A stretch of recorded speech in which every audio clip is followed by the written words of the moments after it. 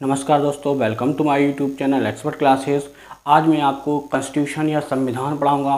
Constitution या संविधान का पहला लेक्चर है और इस संविधान में बनने वाले सारे क्वेश्चन को मैं कवर करने की कोशिश करूंगा। लेकिन आज के वीडियो में केवल मैं इंट्रोडक्शन दूंगा कि संविधान क्यों ज़रूरी है। आपको पता है किसी भी देश को चलाने के लिए संविधान बहुत ज़रूरी है और दुनिया का सबसे बड़ा रिटन लिखित संविधान भारत का है। ये आपको बहुत अच्छे से पता है। जब दुनिया का सबसे बड़ा रिटन या लिखित संविधान भारत का है तो भारत के संविधान में कितना खर्च हुआ, क्यों, कहाँ बनाया गया, कहाँ से बनाया गया, कितना डाटा कहाँ से लिया गया, कब बनाया गया, कितना पैसा खर्च हुआ, ये पूरी केवल मैं इंट्रोडक्शन दूंगा आज के वीडियो में। अब बाकी जो भी वीडियो बनाऊंगा उनमें एक एक चैप्टर उठाऊंगा और सबको आराम से एक एक डिटेल समझाऊंगा। आज के वीडियो की बात की जाए तो संविधान जो है मैं केवल 1947 या आज़ादी के लिए बना संविधान उसकी बात नहीं कर रहा हूँ। जो हमारे भारत में अभी चल रहा है मैं उसकी बात नहीं कर रहा हूँ। मैं आपको संविधान का इंट्रो जो दूंगा वो ईस्ट इंडिया कंपनी की जब भारत में स्थापना हुई मैं तब से बात कर रहा हूँ, मैं तब की बात कर रहा हूँ। तो भारत में अंग्रेजों ने पहला एक्ट कौन सा लाया था और क्यों लाया था, तो ध्यान से देखना। 1757 में, ध्यान रखना, 1757 में जब पलासी का युद्ध हुआ तो पलासी के युद्ध के बाद अंग्रेजों ने अपनी सैन्य शक्ति भारत में जमा ली। कहाँ जमा ली? भारत में। जब अंग्रेजों ने अपनी सैन्य शक्ति भारत में जमा ली 1757 में, ध्यान रखना ये क्वेश्चन बनता है 1757 में, कोई पूछे तो बता सकते हो। 1757 में कौन सा युद्ध हुआ? पलासी का। जब पलासी का युद्ध हुआ तो अंग्रेजों ने अपनी सैन्य शक्ति जमा ली। सैन्य शक्ति मतलब अपनी सेना को भारत में जमा लिया कुछ एरिया में। जब अंग्रेजों ने अपनी सैन्य शक्ति जमा ली तो फिर इसके बाद अंग्रेजों को एक और युद्ध मिला 1764 में। 1764 में बक्सर का युद्ध हुआ। जब 1764 में बक्सर का युद्ध हुआ तो बक्सर के युद्ध के बाद, ध्यान रखना, बक्सर के युद्ध के बाद अंग्रेजों ने अपनी राजनीतिक शक्ति जमा ली। जब अंग्रेजों ने अपनी राजनीतिक शक्ति जमा ली, ध्यान से रखना, क्वेश्चन का पूछा किस युद्ध के बाद अंग्रेजों ने राजनीतिक शक्ति जमाई, तो आपको याद रखना बक्सर के युद्ध के बाद। जब बक्सर के युद्ध के बाद अंग्रेजों ने अपनी राजनीतिक शक्ति जमा ली तो फिर ध्यान से देखना, तो फिर यहाँ 1765 में एक संधि हुई जिसको कहा जाता है इलाहाबाद की संधि। और इस इलाहाबाद की संधि के बाद अंग्रेजों ने बंगाल,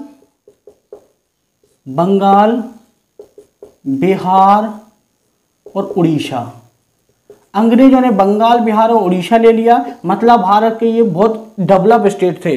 बंगाल तो बहुत डेवलप्ड एरिया था, मैं बताऊंगा बंगाल क्यों डेवलप था। बंगाल बहुत डेवलप एरिया था तो अंग्रेजों ने बंगाल, बिहार और उड़ीसा पर अब कब्जा कर लिया। और जब अंग्रेजों ने बंगाल, बिहार और उड़ीसा पर कब्जा किया 1765 इलाहाबाद की संधि में, तो इसके बाद अंग्रेज भारत में अपना पहला एक्ट लेके आए।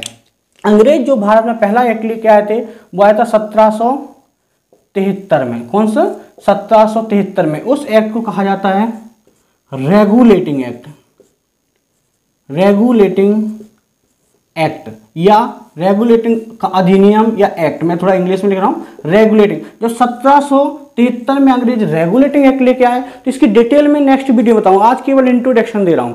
जब 1773 में रेगुलेटिंग एक्ट लेके आए तो इसके बाद इस एक्ट को देखने के लिए, इस एक्ट की सक्सेस को देखने के लिए 1784 में पिट्स इंडिया एक्ट आया।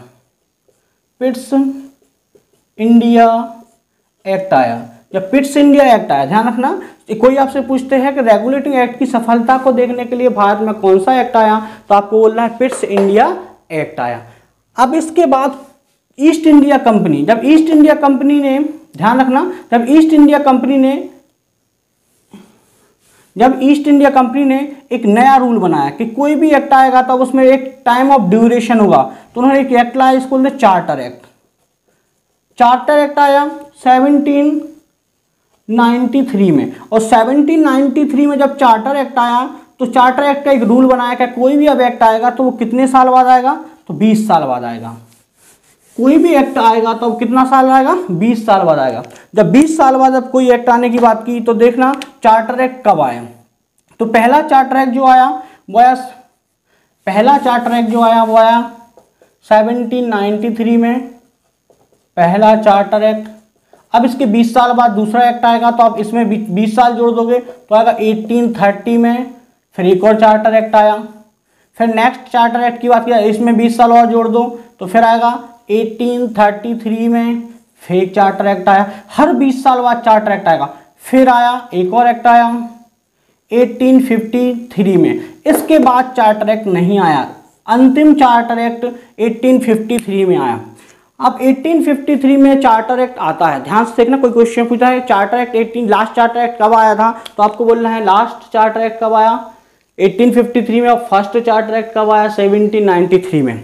अब इसके बाद चार्टर एक्ट क्यों नहीं आया, क्यों नहीं आया चार्टर एक्ट, थोड़ा ध्यान सुनना, क्योंकि इसी के बाद, इस चार्टर एक्ट के बाद क्या हुआ, ये चार्टर एक्ट के बाद 1857 की क्रांति शुरू हुई।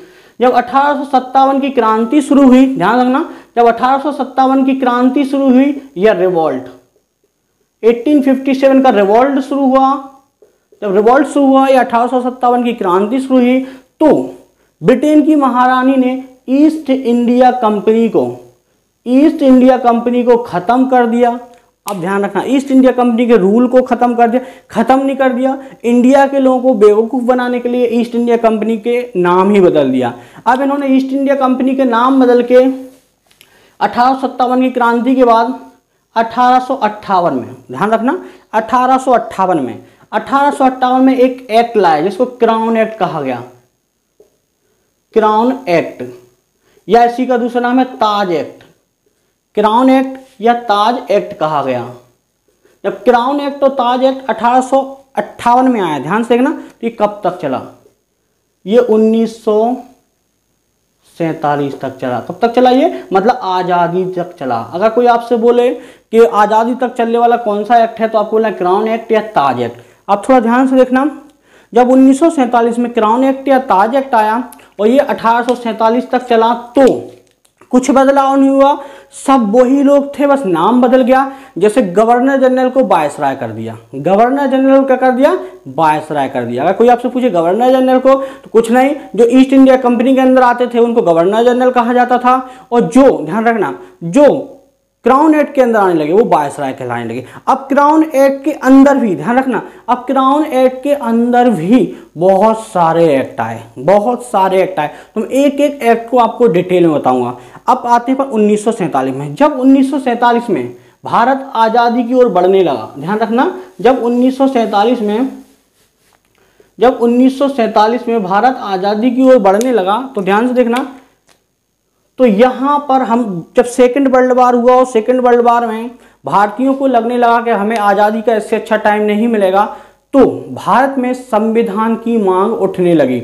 और जो अंग्रेजों की सेना थी वो सेकेंड वर्ल्ड वार युद्ध लड़ने के लिए वो विदेश चले गए या उस कंट्री चले गए जहाँ युद्ध हो रहा था। ऑस्ट्रिया में हुआ था, वहाँ युद्ध हुआ, वहाँ चले गए। जब वहाँ चले गए, ध्यान रखना, जब वहाँ चले गए तो भारत में अंग्रेजों की जो सेना थी वो कमज़ोर पड़ गई। तो इसी समय भारतीयों ने समझा कि ये आज़ादी का सबसे अच्छा समय है, तो भारतीयों ने संविधान की मांग की। और जब भारतीयों ने संविधान की मांग की तो 1946 में, ध्यान रखना, 1946 में भारत में एक एक्ट बना। भारत में एक एक्ट या एक कमेटी बनी जिसको बोलते हैं कैबिनेट मिशन। भारत में एक कमेटी बनी जिसको कैबिनेट मिशन कहते हैं। और कैबिनेट मिशन के 3 मेंबर थे। कैबिनेट मिशन के 3 मेंबर थे। कौन कौन से थे? स्टेफर्ड क्रिप्स, ये क्वेश्चन बहुत आता है। स्टेफर्ड क्रिप्स, पैथेक लॉरेंस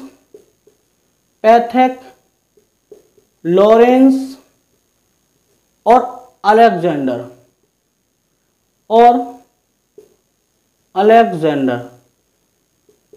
ये 3 लोग थे जो कि कैबिनेट मिशन में थे।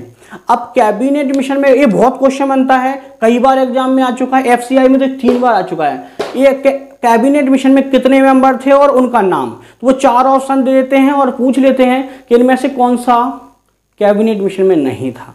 तो याद रखना, ये 3 नाम याद रख लो, चौथा अपने आप निकल जाएगा कौन इसमें नहीं था।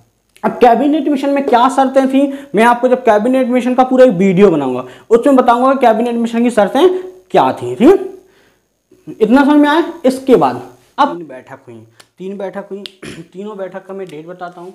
संविधान को बनाने के लिए 3 बैठक हुई। पहली बैठक हुई 9 दिसंबर 1946 को। अब मैं बताऊंगा पहली बैठक में क्या हुआ, दूसरी बैठक में क्या हुआ, वो आपको पूरा वीडियो बनाऊंगा। पहली बैठक में सच्चिदानंद सिन्हा को अस्थायी सदस्य बना दिया था संविधान का, और राजेंद्र प्रसाद को स्थायी सदस्य बनाया गया था संविधान का। ठीक है, क्वेश्चन आता है। दूसरी बैठक संविधान सभा की जो हुई वो हुई 11 दिसंबर। दूसरी जो बैठक हुई संविधान सभा की वो 11 दिसंबर 1946 को हुई।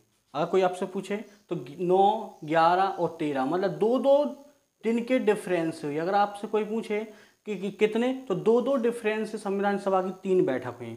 तो संविधान को बनाने के लिए कितनी बैठक हुई? 3 बैठक हुई। याद रखना, अगर कोई आपसे पूछता है कि संविधान को बनाने के लिए कितनी बैठक हुई थी, तो 3 बैठक हुई थी। इसके बाद अगर कोई आपसे पूछता है कि संविधान में कितनी समिति बनी थी, तो याद रखना संविधान को बनाने के लिए 13 समितियां बनाई गई थी। कितनी समितियां बनाई गई थी? 13। अब कौन सी समिति बनाई गई थी, आज मैं इंट्रो दे रहा हूँ, बाकी पूरी समितियों को मैं लिखाऊंगा। 13 समिति बनाई गई थी संविधान को बनाने के लिए। और कितना पैसा लगा संविधान को बनाने में, कितना पैसा लगा? तो संविधान को बनाने में 64 लाख रुपया खर्च हुआ। कितना खर्च हुआ?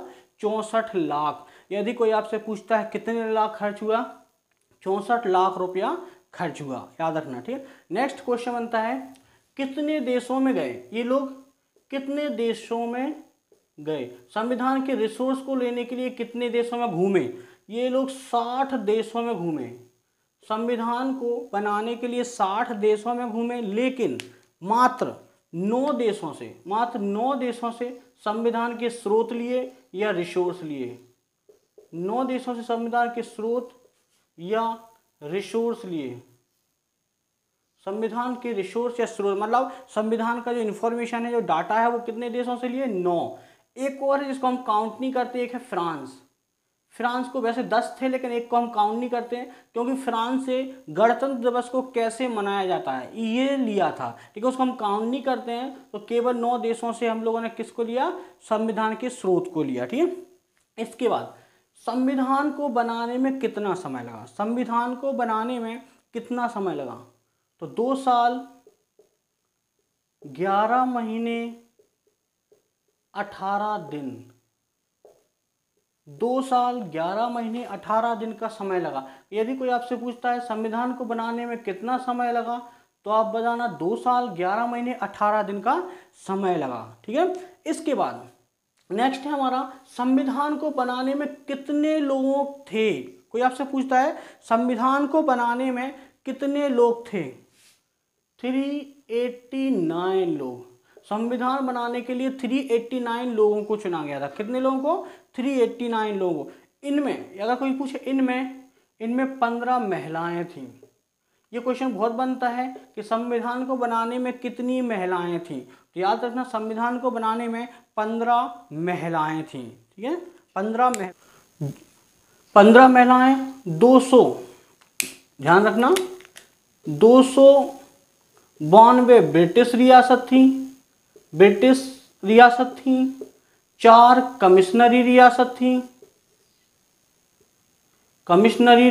थी और 4 कमिश्नरी रियासत थी, याद रख। 93 देशीय रियासत थी और 93 देशी रियासत थी। मतलब इनको जोड़ोगे तो ये ज़्यादा निकलेंगे, बट ये रियासतों को लिया गया था। 93 देशी रियासतें हुआ करती थी संविधान को बनाने के लिए, ठीक है। इसके बाद संविधान में आते भाग। संविधान को कितने भागों में रखा गया? संविधान को 22 भागों में रखा गया। इसमें अनुसूची कितनी है? भाग मतलब पार्ट, अगर इंग्लिश में कोई बोले पार्ट। अनुसूची कितनी है? अनुसूची इंग्लिश में इसको बोलते हैं शेड्यूल। तो 12 अनुसूची, इंग्लिश में इसको शेड्यूल बोलते हैं। 12 अनुसूचियां हैं। अनुच्छेद कितने हैं? अगर कोई आपसे पूछे अनुच्छेद, तो अनुच्छेद कितने हैं? 300। मूल अनुच्छेद 395 हैं। आर्टिकल अनुच्छेद कितने हैं? 395। और करंट में 464 हैं। करंट में कितने हैं? 464 हो चुके हैं आर्टिकल, लेकिन मूल संविधान में जो हम आर्टिकल हैं वो 395 हैं। कितने हैं? 395। अब देखना आप धाराएं या सेक्शन, धाराएं या सेक्शन कितने हैं? 4000 धाराएं। यदि आपसे कोई पूछता संविधान में, भारतीय संविधान में कितनी धाराएं हैं, तो 4000 धाराएं। मतलब ये वर्ल्ड का सबसे बड़ा रिटन संविधान है। 4000 धाराएं, ध्यान रखना। यदि कोई आपसे पूछता है संविधान में कितनी धाराएं हैं, 4000 धाराएं। अब कुछ लोगों को, कुछ बच्चों को ये प्रॉब्लम रहती है कि अनुसूची और अनुच्छेद में क्या अंतर है। कुछ लोग बोलते हैं कि अनुसूची और अनुच्छेद में क्या अंतर है सर, तो ध्यान रखना अनुसूची और अनुच्छेद में क्या अंतर है, थोड़ा ध्यान सुनना। अनुसूची वो है जो एक बंडल है, मतलब किसी भी चीज के लिए छोटी इंफॉर्मेशन अनुसूची में दी गई। जैसे मैं आपको बोलूं भारत एक ग्रुप ऑफ स्टेट है, मतलब भारत जो है वो संघ, मतलब कई राज्यों का संघ है। ये एक अनुसूची में दिया, भारत एक कई राज्यों का संघ है। भारत अब कई राज्यों का संघ है तो वो एक अनुसूची में दिया, लेकिन हर राज्य के लिए एक आर्टिकल दिया। जैसे 370, 371, तो ये हर स्टेट के लिए एक आर्टिकल दिया। जो 370 और 371 आर्टिकल है, तो ये क्या है, हर स्टेट के लिए एक आर्टिकल दिया, लेकिन पूरे देश के जो राज्य हैं उनको एक अनुसूची में रखा गया। तो भाई क्या हुआ, ग्रुप ऑफ इंफॉर्मेशन अनुसूची में दी गई और पर्टिकुलर इंफॉर्मेशन किसमें दी गई है, आपकी आर्टिकल में दी गई। अब नेक्स्ट क्वेश्चन बनता है धाराएं क्या है।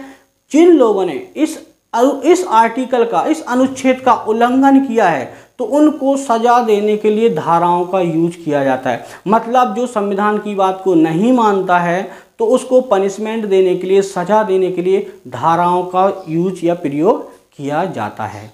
अब भारतीय संविधान की बात की जाए तो भारतीय संविधान सबको पता है 26 जनवरी 1950 को लागू हुआ था। 26 जनवरी 1950 को लागू हुआ था। और संविधान ने झंडे को कब अपनाया, कुछ लोग पूछ लेते हैं संविधान ने झंडे को कब अपनाया, 22 जुलाई 1947। 22 जुलाई 1947 को संविधान ने झंडे को अपनाया। इसके बाद आपको नेक्स्ट वीडियो में अब एक एक चीज़ को मैं समझाऊंगा और एक एक चीज़ का अलग अलग वीडियो बनाऊंगा। तो यदि आपको समझ में आया हो तो मेरे वीडियो को लाइक करें, सब्सक्राइब करें और बेल आइकन को दबाना ना भूलें। Thank you class.